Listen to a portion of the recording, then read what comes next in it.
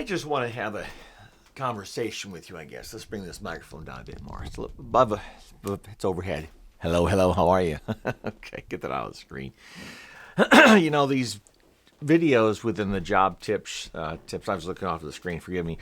The videos that within this job tips and straight talk channel really are designed to help people in different aspects of their career search or career development. And at this recording, it's a fairly small channel. I think we just hit 900 subscribers today. That's great.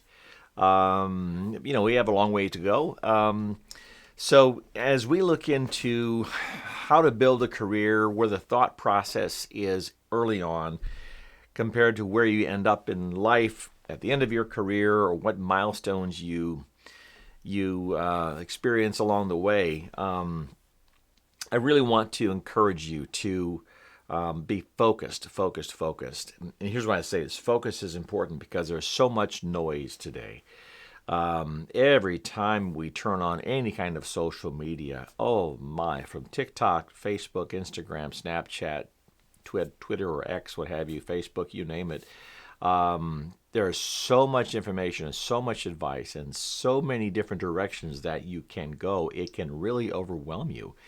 And I just want to encourage you to try to find a path that you can define with some clarity and then follow that path. And the reason I say that is you can become so fragmented that you end up doing nothing well.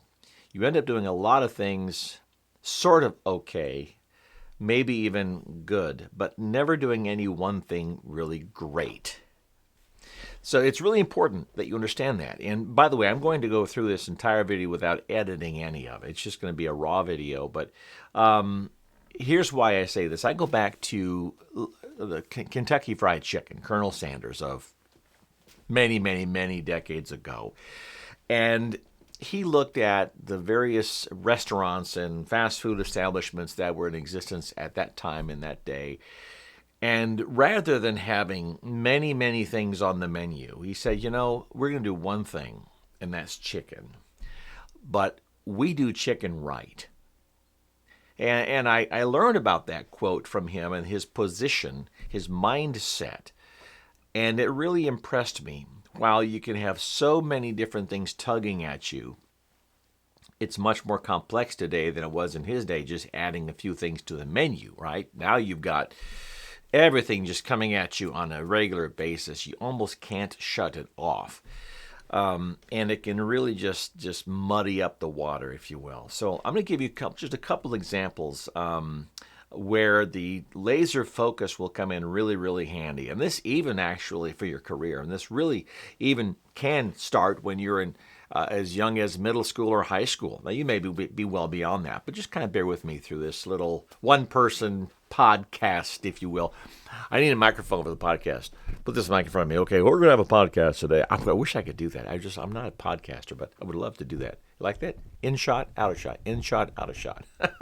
But let me just have a fireside chat. This is just a accent light behind me, but boy, it'd be kind of nice if it was like a fireplace, a little fireside chat. So I hope you're not too bored. I hope you haven't turned off so far. I hope you're kind of watching this through and through because it's got some decent value for you. There are two young men that I'm thinking of specifically who really dialed it in early. One pretty much knew that he wanted to join the military, but he said, if I'm going to join the military, his name is Alex. For privacy purposes, I won't divulge their last names, but they are brothers. His name is Alex. And he said, if I'm going to join the military, I'm going to go in with a college degree and become an officer. Because after all, if I'm going to be in the military, I might as well go and make the most amount of money I can. I can spend 20 years or 30 years in the military as an enlisted person, and there's great value in that. I was enlisted in the Air Force many years ago. But he said, if I'm going to spend 20 or 30 years in, or 5 or 10 or however many years, I may as well make the most money I can. And so he went on to college and just went through a basic junior college, a city college. For the first 2 years. The last 2 years of his 4-year degree, he went to Cal State Chico, so California State University, Chico, up in Northern California. Was then accepted into the Navy. I think the Navy Academy, I might be off on that a little bit. But he's super smart, 4.0 student. And this is now roughly, as of this recording, somewhere around 16 or 17 years later. He's an 05, I believe, in the Navy. He's doing very well. He saves his money. He's super smart. He will retire one day a multimillionaire, having just been a Navy officer, if you will. Don't think he's married, but I know he's smart with his money, kind of a miser in some ways. And I don't say that pejoratively. I say it as a good thing, because he saves his money and he invests it. So, but he went in with laser focus. His brother had great interest in law. And again, all of his siblings, he's among 6. They're all 4.0, very, very smart kids, well-raised, great family environment, and so on. His brother decided to go into law specifically. Now, I'm not sure what angle, what specialty of law he practices. But super smart, again, went to a junior college for the first 2 years, went on to Cal State Chico, followed in his brother's footsteps, and then, as brilliant as this young man is, as smart as he is, was accepted at both Yale and Harvard. And I believe he went to Yale. In fact, I know he did. He went to Yale Law, graduated in I think the top quartile of his class, which, just to be accepted, unless you're a political child and you just get accepted. But for normal folks who are not connected, and he wasn't connected, to get into Yale and Harvard, Princeton, Stanford, some of these Ivy League schools, you've got to be top drawer. And he was. And he, in fact, performed quite well in law school, got out, and is doing extremely well in his career today. All that I just said, I said to say the following. If you have some good laser focus, you can do extremely well, and you have direction. You kind of know where you're going. It doesn't mean that life won't throw you a curveball, and that you won't have to adjust at some point in time. And I'm going to have a little sip of coffee, so bear with me. It's just you and me, right? But starting out, he didn't just kind of, flounder around and go wherever the winds took him, and for both of them. And likewise, the other 4 siblings are following similar paths, not in terms of law and naval academy or military, but in terms of having clear direction where they want to go, at least the path that they want to take, though that path can go like this, but it's not a specific career path. Because you can otherwise go through life just going from job to job to job, going from one job that pays X amount to the next, a 10% increase, to the next 5% increase, or staying with the company for a very long time and going through the promotion process and building a career that way, and all that's fine as well. But if it's not like within a specific industry, and if you don't have, for the most part, if you don't have like a path that you want to follow, it can be, in a sense, kind of like a scattershot approach, if you will. Okay, so you join a company, and I'll just give you my in my case, many years ago, I joined a large company, did well at the local level. It was a heavy truck manufacturing company called Navistar International Truck. Was there for 10 years and started off as a dealer rep. Was promoted to regional director, moved into national accounts, and all that was fine. And then they had a big layoff several years later, and among the 2,000 people that went away whose positions were cut, I was among those, and I opted after that to go into business for myself in a whole different industry. But the point is, I joined that company making good money, the company car, all the great travel benefits, and you name it. Nice shirt and tie and boardrooms, kind of a white-collar job. But within that company, it was like, well, okay, hopefully I'll be able to have a promotion opportunity, or maybe I can move over into that division, and maybe go over into that division, and we'll see if the company does well, and if it does, they might promote me. That kind of thinking, which is fine, and you can do very well. within that. But it wasn't, I didn't have a sense of just direction to say, we're going to chart this path. I didn't say, I'm going to be the CEO one day and chart a path to get to that seat. And here goes my phone. Well, that's okay. We're going to answer it anyway, right? Okay. You know, I'm recording and you're actually on camera now. I'm talking to you with the camera rolling, and this won't be edited out. This is an unedited video. So how may I serve you? Yes. Bear with me now. This is my wife. It's a very important phone call. Yes, ma'am. Yes.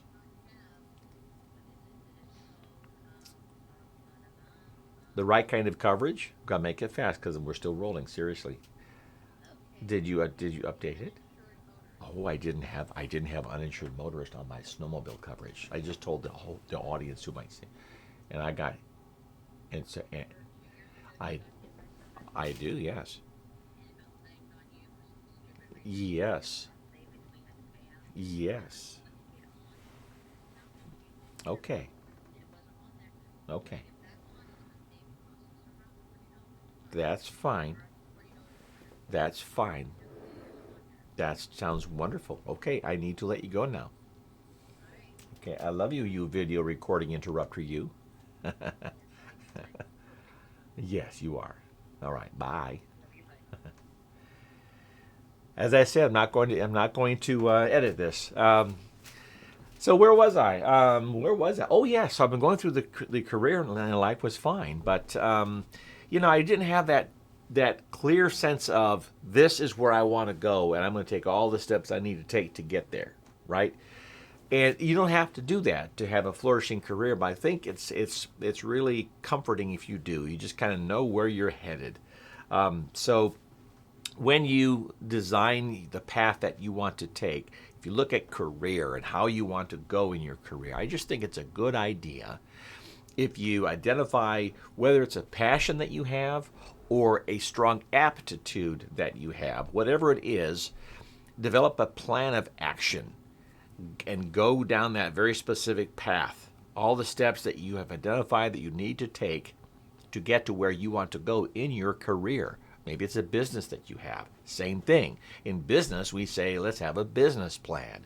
And business plans are anywhere from 1 to 2 to 5 to 10 years out, some even longer.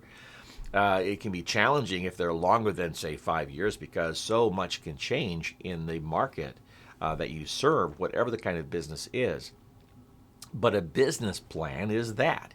It's to say, all right, here's where we want to be at the end of 5 years. Here's where we are right now, and here are the steps that we need to take to get to where we need to be at the end of 5 years. And that can mean a lot of things, and a business plan can be anywhere from 5 pages to 500. Now that's extreme, depending on the complexity of the business. But business people who really have clarity, and I'll say this in same thing with your career, I want you to compare it to a business. When you have clarity, they are prepared, even for some of the bumps along the way. Things happen. But that's built into their business plan, and then they can correct and not find themselves in trouble at the end of the process, right? And they'll make their profit goals if they're not on track to make those profit goals, but because they've written them down and they know that this is what we need to have a certain level of success, when they're not meeting their profit goals, they can make adjustments. But if you don't know that you've veered off the path a bit, follow me here. If you don't know, then you can just keep going like it's as if you took a wrong turn on a trip someplace. And before you know it, you're way off. And so that business plan and following that business plan and watching your business as it goes to ensure that you're on track to accomplish what the business plan has laid out allows you then to make corrective actions along the way when things do happen. So now you're back into your career, assuming you've chosen not to go into business for yourself. Think of your career as a business, right? Think of your career as a business plan. I like to consider it something like this.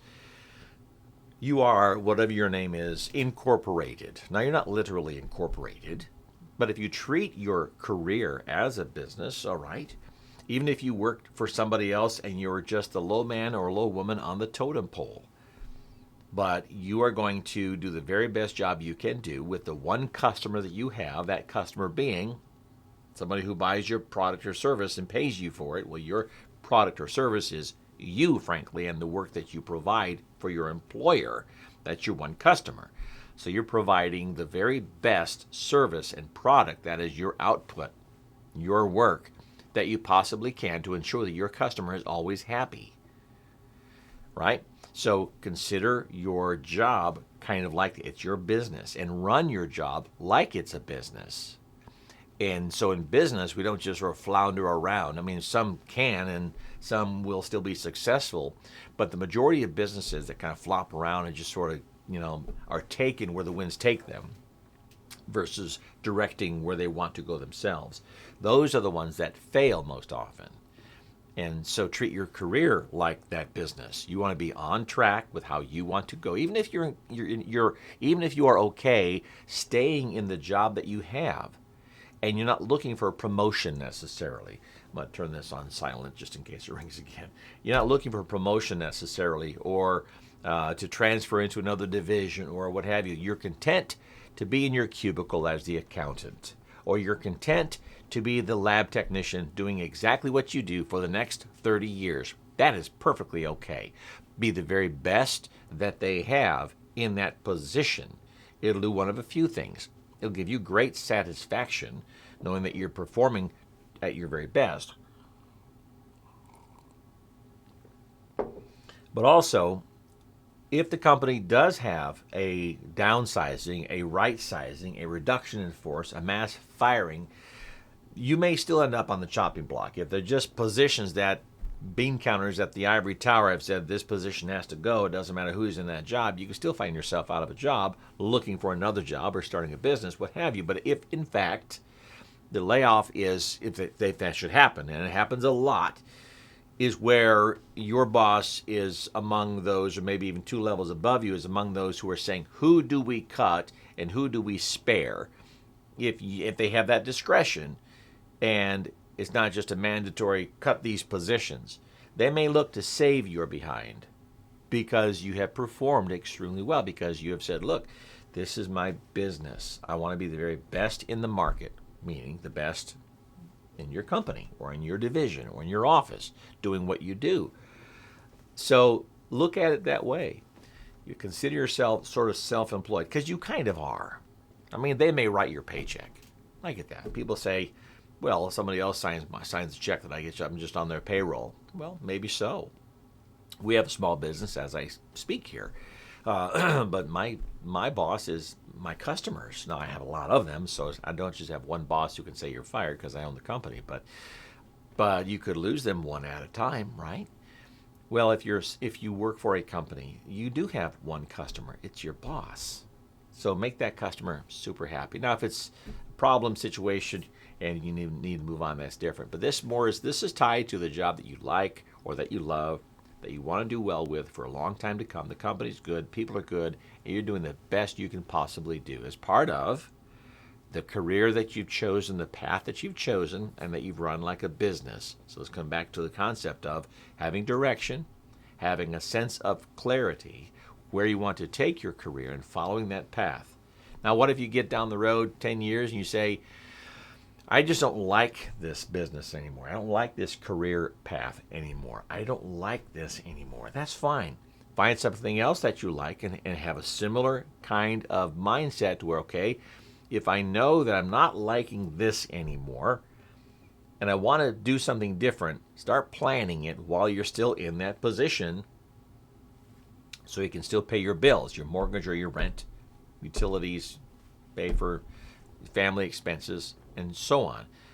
And then start building the plan to the off-ramp, off the current path onto something else, and then develop that.